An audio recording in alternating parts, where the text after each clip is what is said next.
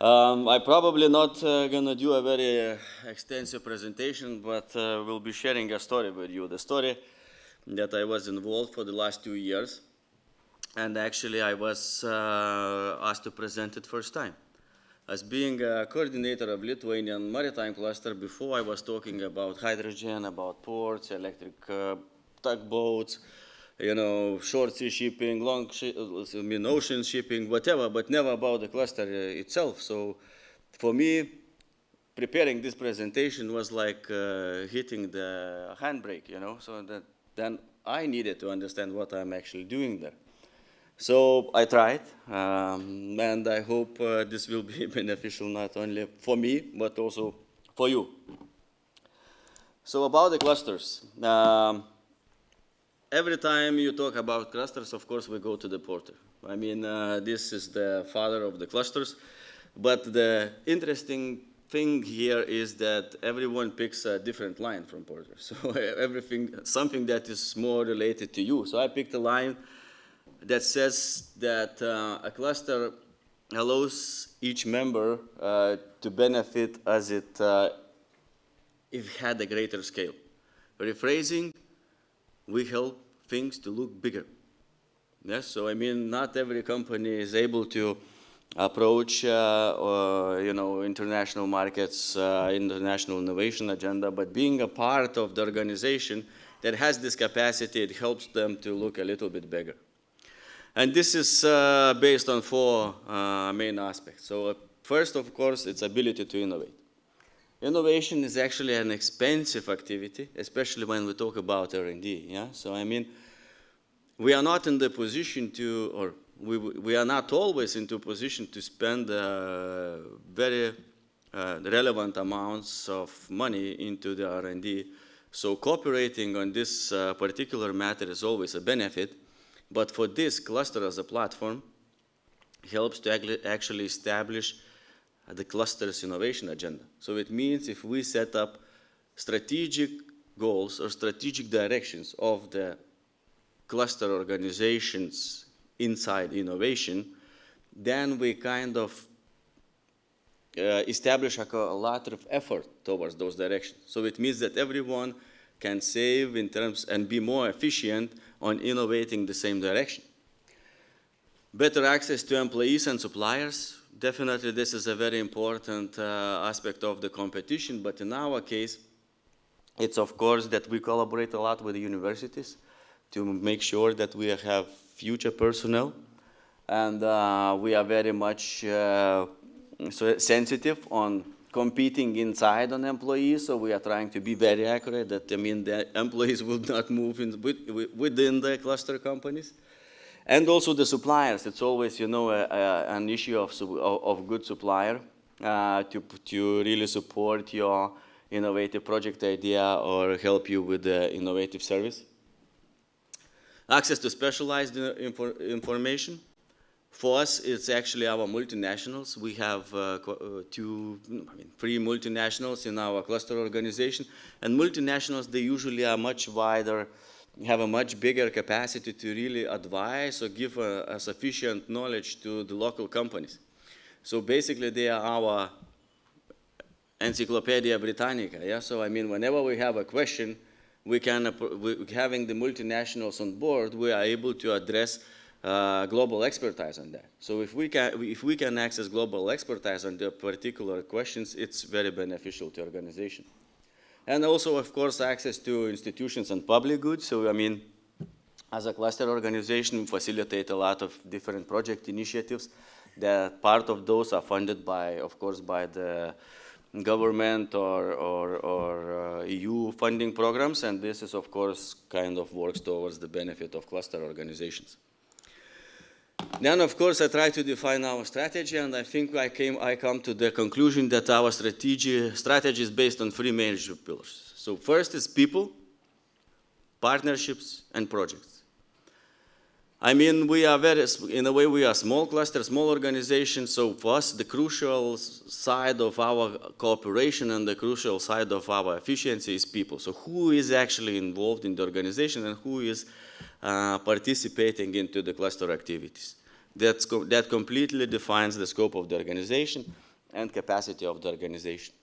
Partnerships, of course, we really need to be maintaining carefully the inside partnership, so that, I mean, we would be working on a concept called competition. So we would still have competition inside of the cluster, because otherwise we would lose competitive advantage. But we also need to make sure that competitors, they are not too heavy to each other, to not kill the cluster initiatives or projects.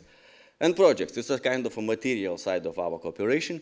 This is where we kind of materialize our activities and kind of draw a very material concept or result of the activities. So in terms of people, here I have some pictures. We lost some color on the font, so neither I, neither you can see what is written down there, but I mean, do you still have pictures? I mean, and this is about people. As you see, we're involved with different type of people. We're involved with young people, old people, funny people, crazy people, and very serious people. So this is a very extensive target group, but this is very much needed. So when we are talking about the cluster members, of course, it's very important for us that we have a very high-level expertise, or the top R&D people from the cluster companies together, because this helps us to really set up a very good project agenda. But also to ensure the sufficient existence of the cluster in the future, we need to work with the students, we need to work with the schools, we need to work with the parliament members, as you can see of one of the pictures. So it's very important that we have a very wide very wide target group, and we involve those groups very early into the cluster activities. Partnerships, of course, that's a core concept of the cluster, and I've already talked about inside cooperation, but also what is very important is outside cooperation. Through outside cooperation, like we are cooperating with Tom and some other organizations inside, we really gain competitive advantage to our cluster members. So first of all, we are gaining new markets, of course, by collaborating internationally. Establishing new products and services, because the international or multinational supply or value chains, of course, open up new opportunities in terms of the content, not only a geography of the product or service, and also we gain better access to knowledge and establish the capacity. Yeah, so I mean, this widens up the opportunities for all the cluster members. And projects, very fast talking about the projects, it's just to kind of visualize what we came up with, several project examples to give you a good idea where are we going and how do we cooperate. So as you see, the pusher already we saw in the previous presentation. This was developed within the cluster, where we actually approach the national logistics problem, where we cooperate with the Inland Water Directorate to really see how cluster knowledge could benefit the logistics of Nemunas. So what we brought the companies together, we designed the vessel, we find the technological solutions, and we kind of provided this as a solution for the governmental institution that can establish this operation in Nemunas.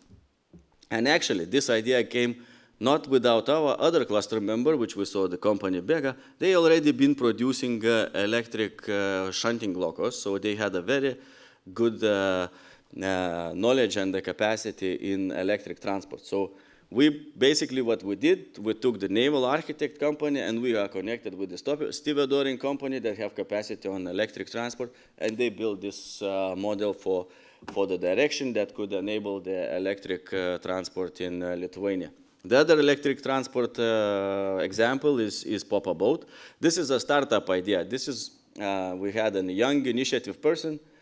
He approached us with his idea and with his initiative. So what we did, first we established him in Klaipėda Science and Technology Park, give him an infrastructure. Then we approached the same naval architect company, help him to design the vessel or solve some specific technological challenges, and then we went to the municipality and sold him to the municipality bus company. But he's now running to the public buses in Klaipėda, which is public water buses, and this is a part of Klaipėda's public transport. So this is a success story. And of course, the last project is a Lithuanian Navy vessel. that I would like to showcase. Among others, is actually this was the cluster group response towards the geopolitical challenges, where we said, okay, we need to really understand, because of the situation, there will be, first, of course, there will be a new market, but in order to really facilitate the better naval knowledge and be able to supply local Navy forces with technology, we are building, or we are designing the Navy vessel that would respond to all the challenges that Lithuanian Navy has, in addition to what it has the ability to contribute to the general Navy force. So this is how we approach. So I mean, we try to approach, so to say, social challenges in our projects, because this help and reach for the higher goals, because this help motivate the cluster companies to work together to provide the solutions. And whenever we have those solutions, we are becoming a competitive organization that can provide the service or product on a global scale. Thank you very much for your attention. Unfortunately, I only saved 50 seconds, 47. That's not bad. That's not bad. Try something. Thank you so much.